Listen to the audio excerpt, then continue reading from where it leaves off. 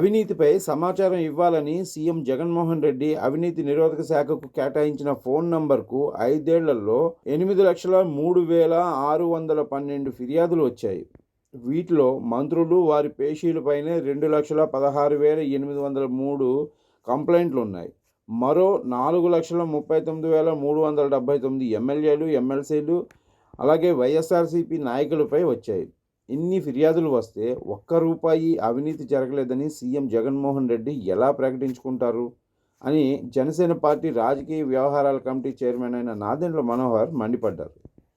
దీనికి జగన్ ఏం సమాధానం చెప్తారని ప్రశ్నించారు.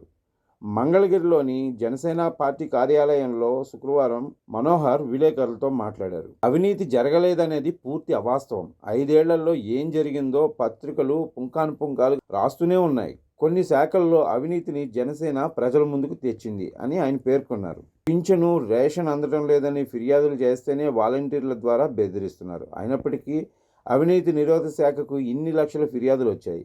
ఆర్థిక శాఖలో 91,000 కోట్లు ఎలా వెళ్లాయో నేటికి తెలియదు. ఉపాధ్యాయ బదిలీల్లో 100 కోట్లు, విద్యార్థులకు ఇచ్చిన షూ బ్యాగుల్లో 120 కోట్లు, జగనన్న కాలనీల పేరుతో 34,000 కోట్లు దోచుకున్నారు. 2,859 కోట్లతో 41,70,000 గేదెలను కొన్నామన్నారు. కానీ ఎవరికీ లబ్ధి చేకూరలేదు. ఇదంతా అవినీతి కాకపోతే ఏంటి అని మనోహర్ ప్రశ్నించారు. తన అవినీతికి సహకరించాలని ఓ మంత్రి సీనియర్ ఐఏఎస్ అధికారికి ఏకంగా 100 కోట్ల ఆఫర్ ఇచ్చారు. మరో మంత్రి ఓ ఎగ్జిక్యూటివ్ ఇంజనీర్ను సొంత గ్రామానికి బదిలీ చేయిస్తానని 10 లక్షలు తీసుకుని మోసం చేసి 15 లక్షలు ఇచ్చిన మరొకరిని ఆ స్థానానికి బదిలీ చేశారు. మంత్రుల వ్యవహారంపై అధికారులు సీఎం దృష్టికి తీసుకెళ్లినా చర్యలు తీసుకోలేదు అని మనోహర్ ఆగ్రహం వ్యక్తం చేశారు. అవినీతి నిరోధక శాఖ అధికారులు ఏటా వచ్చిన ఫిర్యాదులు, తీసుకున్న చర్యలపై గణాంకాలు విడుదల చేయాల్సి ఉంటుంది. జగన్ సీఎం అయ్యాక ఒక్కసారి వెల్లడించలేదు. అధికారులు తక్షణమే ఫిర్యాదులను బహిర్గతం చేయాలి అని ఆయన డిమాండ్ చేశారు. అందరూ నమస్కారం అండి. రాష్ట్రంలో గత 5 సంవత్సరాలుగా జగన్మోహన్ రెడ్డి గారు ముఖ్యమంత్రి అయిన తర్వాత రాష్ట్ర ప్రభుత్వం కానివ్వండి, వైఎస్ఆర్సీపీ పార్టీ నాయకులు కానివ్వండి, అదేవిధంగా సలహాదారులు కానివ్వండి, 24 గంటలు 365 రోజులు చాలా అద్భుతమైన ప్రభుత్వం అని, ఇటువంటి పరిపాలన ఎవరు కూడా ఊహించలేదని, రాష్ట్ర ప్రజల కోసం అంకిత భావంతో పనిచేస్తున్న ఏకైక ముఖ్యమంత్రి జగన్మోహన్ రెడ్డి గారని పదే పదే చెప్పుకుంటూ వస్తున్నారు. ముఖ్యమంత్రి గారేమో మొన్న ఎన్నికల ప్రచారంలో భాగంగా రాష్ట్రంలో ఇప్పుడు వరకు ఈ 5 సంవత్సరాల్లో 130 సార్లు బటన్ నొక్కానని, 130 సార్లు బటన్ నొక్కినా ఒక్క రూపాయి కూడా అవినీతి జరగలేదని సెల్ఫ్ సర్టిఫికెట్ ఇచ్చుకున్నారు. ఆయన ఎవరు ఆయన అడగలేదు. ఆయనే స్వయంగా బహిరంగ సభలో ఒక సర్టిఫికెట్ ఇచ్చుకున్నారు. రూపాయి కూడా అవినీతి జరగలేదు మా ప్రభుత్వంలో, 130 సార్లు మేము బటన్ నొక్కామని. ఇది ఎంత అవాస్తవమో, ఎంత సత్యదూరమో చిన్న పిల్లవాడిని అడిగినా కూడా రాష్ట్రంలో సామాన్యుడు పడుతున్న ఇబ్బందుల గురించి, ప్రతి రంగంలో కూడా వాళ్ళు పడుతున్న కష్టాలు, అవినీతితోటి ఎంత ఇబ్బంది పడ్డారో ప్రతి ఒక్కరు కూడా వివరించుకుంటూనే వస్తూ ఉన్నారు. పత్రికల్లో పుంఖానుపుంఖాలుగా ప్రతిరోజు మీరందరూ జర్నలిస్ట్గా మీరు చేస్తున్న డ్యూటీ ప్రజలకి తెలిసే విధంగా మీరు ఒక ప్రయత్నం చేస్తూనే వచ్చారు. ప్రతిపక్ష పార్టీలుగా జనసేన పార్టీ మేము కొన్ని శాఖలు జరుగుతున్న అవినీతి గురించి ఆధారాలతో సహా అనేక సందర్భాల్లో పత్రికా విలేకరుల సమావేశం ఏర్పాటు చేసి మేము ప్రజల ముందుకు పెట్టాం వివరాలు. ఈ రోజున ముఖ్యమంత్రి గారు చెప్పిన మాటలు చూసి ఆశ్చర్యపోయి, గతంలోనే మేము చెప్పాం, అనేక అంశాలపైన చాలా లోతుగా విశ్లేషించి సమాచారం సేకరించి జనసేన పార్టీ ఒక ప్రయత్నం, ఈ ప్రభుత్వంలో పనితీరు మారుతుందని, ముఖ్యమంత్రి ఆలోచన విధానంలో ఒక మార్పు వస్తుందని, అంతిమంగా రాష్ట్ర ప్రజలకి మేలు జరుగుతుందని ఒక ప్రయత్నం మేము చేస్తానే వచ్చాం. కానీ వాళ్ళు స్పందించే విధానం కేవలం వ్యక్తిగతంగా మాపైన దాడులు చేయడం, విమర్శించడం, దానికి పరిమితం అయ్యారు తప్ప వాస్తవాలకి దూరంగా లేదు. ఈరోజు ముఖ్యమంత్రి గారు చెప్పిన ఈ మాటకి, ఒక రూపాయి కూడా అవినీతి జరగలేదనే మాటకి కొన్ని ఆశ్చర్యకరమైన విషయాలు రాష్ట్ర ప్రజలకి మీ అందరి ద్వారా తెలుపుతున్నాం. అవినీతి నిరోధక శాఖ రాష్ట్రంలో జగన్మోహన్ రెడ్డి గారు ముఖ్యమంత్రి అయిన తర్వాత 14400 అనే ఫోన్ నంబర్ ఏర్పాటు చేశారు.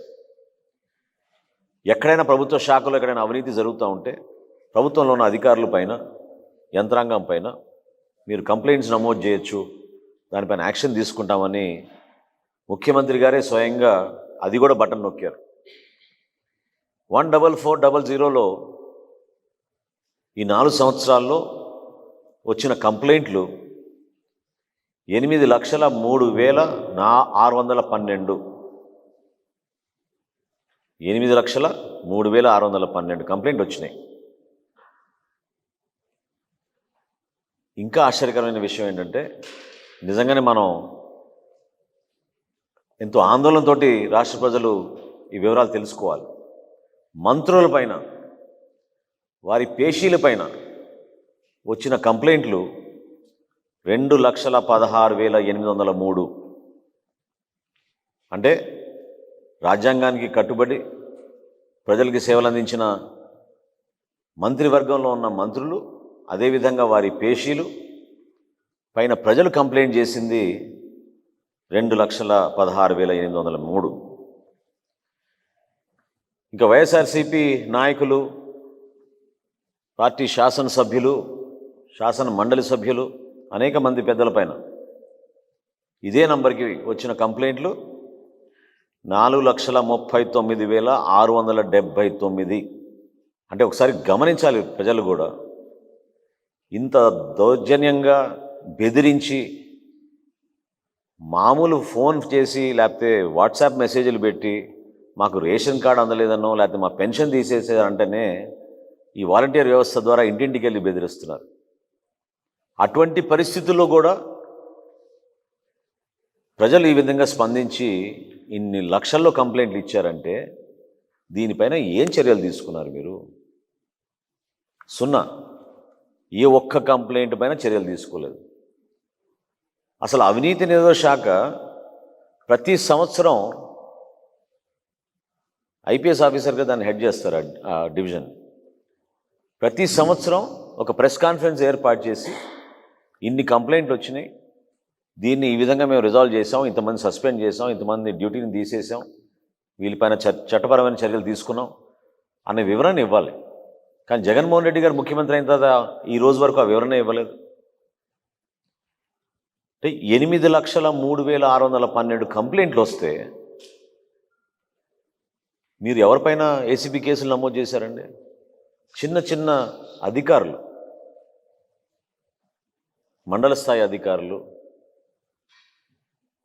లేదా ట్రాన్స్పోర్ట్ డిపార్ట్మెంట్లో ఉన్న చిన్న చిన్న అధికారులు, తహసీల్దార్ల ఆఫీసులో పనిచేస్తున్న వాళ్ళు, రిజిస్ట్రేషన్ ఆఫీసులో పనిచేస్తున్న వాళ్ళు, వీళ్ళపైన మీరు దాడులు చేయించి ఏసీబీని ఉపయోగించారు.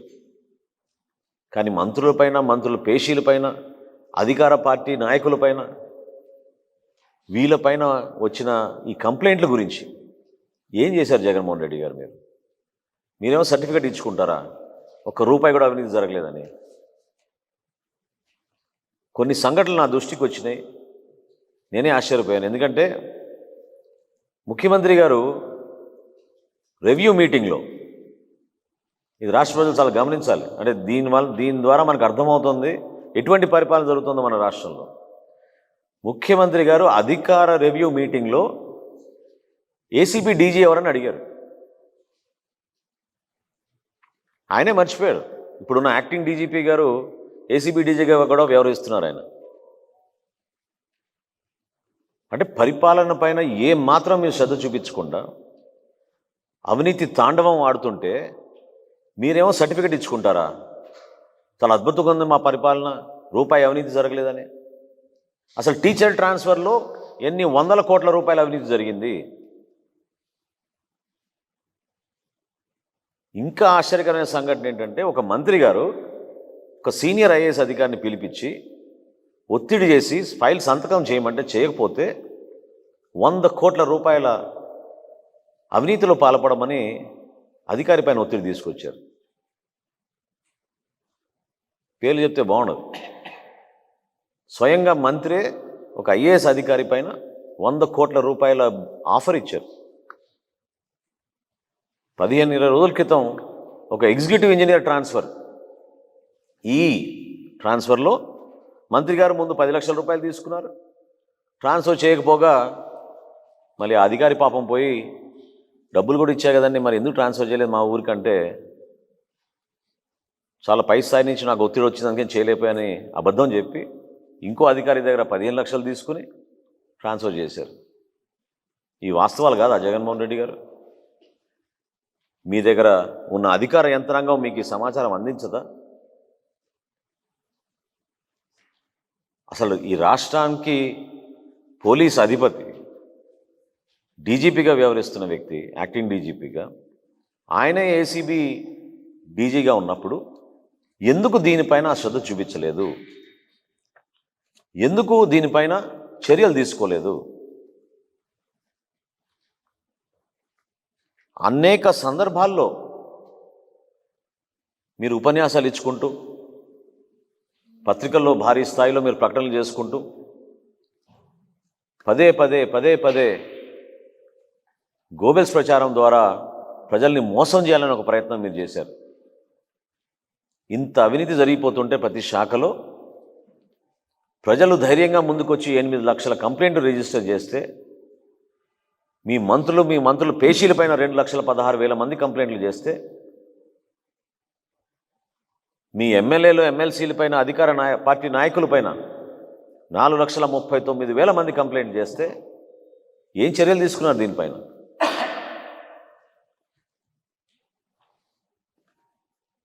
జనసేన పార్టీ నుంచి మేము డిమాండ్ చేస్తున్నాం, ఇప్పుడైనా అవినీతి నిరోధక శాఖ అధికారులు తక్షణమే ప్రెస్ మీట్ పెట్టి అధికారికంగా మేము ఇందాక చెప్పిన లెక్కలు మీరు ప్రకటించండి. ఎందుకు వెనకాడుతున్నారు? ఎందుకు 5 సంవత్సరాల నుంచి మీరు కనీసం ఆ ప్రక్రియ చేయలేదు? ఏ కారణాల వలన ఈ గుణాంకాలు బయటికి రాకుండా మీరు ఆపిపెట్టారు? ఎవరిని మీరు ప్రొటెక్ట్ చేస్తున్నారు? స్వయంగా మంత్రి వర్గంలో ఉన్న మంత్రులు అవినీతి చూసి అధికారులు ఆశ్చర్యపోయి ఆ ఫైల్స్ పైన నోట్ చేశారు వీళ్ళు. ఇది చాలా ఇర్రెగ్యులర్, దీనిని మీరు ఇమీడియట్గా దీనిపైన యాక్షన్ తీసుకోమని ముఖ్యమంత్రి గారికి ఫైల్ సర్క్యులేట్ చేసినా కూడా ఎందుకు చర్యలు తీసుకోలేదు? రూపాయి అవినీతి జరగలేదని మీరు ఎట్లా బహిరంగ సభలో ఆ విధంగా ప్రజల్ని మభ్యపెట్టే విధంగా ఇన్ని సంవత్సరాలు మీరు పబ్బం గడిపేసి సమయానంతా వెచ్చించి ఎన్నికల సమయంలో కూడా మరొక్కసారి మీరు చేస్తున్న ప్రయత్నాన్ని మేము ఖండిస్తున్నాం. తప్పకుండా దీనిపైన ఎలక్షన్ కమిషన్లో ఉన్న అధికారుల యంత్రాంగం కూడా దీన్ని చూడాలి. ఎందుకంటే అనేక శాఖలకి మల్టిపుల్ అధికారులు ఉండాల్సింది పోయి అధికారం అంతా కేంద్రీకరమై కొంతమంది చేతుల్లోనే ఉంటుంది. ఇది చాలా ప్రమాదం ప్రజాస్వామ్యానికి. చిత్తశుద్ధితో పనిచేసే అధికారులను నలిపేస్తున్నారు. వాళ్ళకి ఇవ్వాల్సిన గౌరవం, వాళ్ళకి ఇవ్వాల్సిన ఆ పదవులు లేకుండా కేవలం కొంతమంది చేతుల్లోనే అధికార యంత్రాంగాన్ని ఉపయోగించుకుని ఎన్నికల్లో దుర్వినియోగం చేయడం కోసం వీళ్ళు చేస్తున్న ప్రయత్నాన్ని ఎలక్షన్ కమిషన్ ఆఫ్ ఇండియా దీన్ని దృష్టిలో పెట్టుకోవాలి. రాష్ట్ర డీజీపీగా వ్యవహరిస్తున్న వ్యక్తి ఏసీబీ డీజీగా కూడా ఆయన వ్యవహరిస్తున్నప్పుడు ఎందుకు వీటిపైన చర్యలు తీసుకోలేదు? ఈ వివరాలు ప్రజలకు ఎందుకు తెలపలేదు? వీటిపైన జనసేన పార్టీ ఈ వివరాలు ప్రజలకు అర్థమయ్యే విధంగా మేము చేసిన ఈ కసరత్ని, ఇప్పుడు ఎన్నికల కోడ్ వచ్చింది కాబట్టి ఎలక్షన్ కమిషన్ ఆఫ్ ఇండియా తప్పకుండా దీనిపైన స్పందిస్తుందని మేము నమ్ముతున్నాం, ఆశిస్తున్నాం. అదేవిధంగా మా పార్టీ అధ్యక్షులు పవన్ కళ్యాణ్ గారు 30 తారీఖు నుంచి 10 నియోజకవర్గాల్లో ఎన్నికల ప్రచారం ఖరారైంది.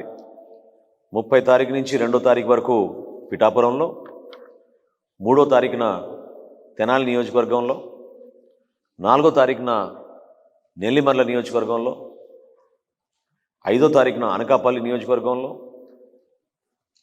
6వ తారీఖున ఎలమంచిలి నియోజకవర్గంలో, 7వ తారీఖున పెందుర్తి నియోజకవర్గంలో, 8వ తారీఖున కాకినాడ గ్రామీణ నియోజకవర్గంలో, 9వ తారీఖున మరొకసారి పిఠాపురంలో, 10వ తారీఖున రాజోల్ నియోజకవర్గంలో, 11వ తారీఖున పి గన్నవరం నియోజకవర్గంలో, 12వ తారీఖున రాజానగరం నియోజకవర్గాల్లో మొదటి విడత ఎన్నికల ప్రచారం మా పార్టీ అధ్యక్షులు పవన్ కళ్యాణ్ గారి టూర్ ప్రోగ్రాం ఖరారైంది. దీనికి స్థానికంగా ప్రతి జిల్లాలో ఉన్న నాయకులందరూ కూడా సమన్వయపరుచుకుంటూ మండల స్థాయి జనసేన పార్టీ నాయకులు, వీర మహిళలు, జన సైనికులు అందరూ కూడా ఈ కార్యక్రమాల్లో పాల్గొనే విధంగా, సక్సెస్ అయ్యే విధంగా క్షేత్రస్థాయిలో తెలుగుదేశం పార్టీ, భారతీయ జనతా పార్టీ నాయకులతో కూడా సమన్వయపరుచుకుంటూ ఈ సమాచారాన్ని అందరికీ అందించి మన పార్టీ అధ్యక్షులు పవన్ కళ్యాణ్ గారికి ఘన స్వాగతం పలకమని, అదేవిధంగా స్థానికంగా ఉన్న అభ్యర్థుల్ని గెలిపించే విధంగా కార్యాచరణ సిద్ధం చేసుకోమని జనసేన పార్టీ తరఫున మేము కోరుతున్నాం. సార్, ఆ మంత్రులు ఎవరు సార్? ఆ అధికారి ఎవరు, ఆ మంత్రులు? మీరు నోట్ ఫైల్ చూస్తే దాంట్లో ఉంటుంది చాలా క్లియర్గా. అది ఏ శాఖనో మీ అందరికీ తెలుసు. ఆ శాఖ మార్చులు ఎందుకు ఆ విధంగా వ్యవహరించారో, ఎందుకు ఐఏఎస్ అధికారి పైన ఆ ఒత్తిడి తీసుకొచ్చారో, అంత పెద్ద మొత్తం ఎందుకు ఆఫర్ చేశారో చెప్పాలి.